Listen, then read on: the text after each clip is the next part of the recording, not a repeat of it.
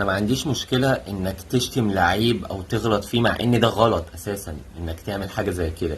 بس ما عنديش مشكله فيها انك تعمل حاجه زي كده لو ماتش بين اهلي وزمالك معاك فيها.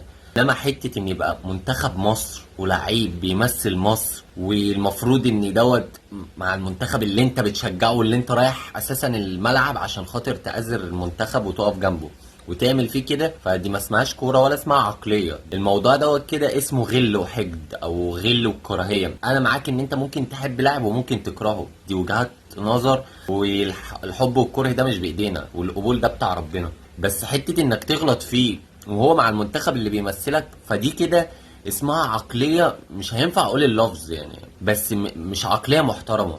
واعتقد ان اللي بيعمل كده مش من عقليات جماهير نادي الاهلي اللي بتفهم، ده عقلية كره. عمرنا ما شفنا جماهير الزمالك عملت كده مع اي لعيبه من النادي الاهلي، سواء مؤمن زكريا ربنا يشفيه طبعا اللي كان بيستفز جماهير نادي الزمالك، سواء دلوقتي امام عاشور، وقبل منه ما شفناش حد عمل كده. يعني ما شفناش جماهير الزمالك راحت مع المنتخب قعدت تشتم في لاعب من لعيبه النادي الاهلي. فيا ريت العقليه تتغير، لان دي مش جميع عقليات النادي الاهلي، دي بعض منها.